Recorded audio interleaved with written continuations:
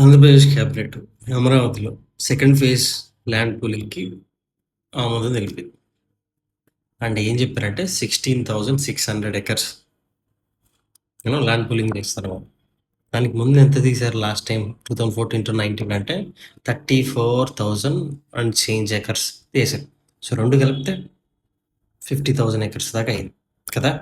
మొన్న నిర్మలా సీతారామన్ గారు ఒక మాట అన్నారు, ఏమని, ఇది వెజిటబుల్ హబ్ అవ్వాలి, ఫ్రూట్స్ హబ్ అవ్వాలి, ఇక్కడి నుంచి ఎక్స్పోర్ట్ చేయాలి అని.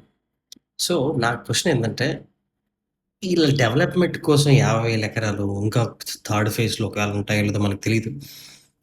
ఇలా డెవలప్మెంట్కి ఇచ్చుకుంటా వెళ్తే వ్యవసాయం ఎక్కడ చేయాలండి? లాస్ట్ గవర్నమెంట్ అగ్రికల్చర్ హబ్ చేస్తా అంటే ఎవరికి నచ్చలేదు కదా.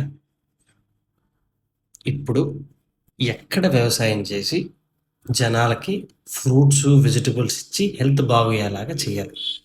50,000 ఎకరాలు ఆల్రెడీ అమరావతిలో వెళ్ళిపోయినాయి కదా, ఇప్పుడు ఎక్కడ చేయాలి?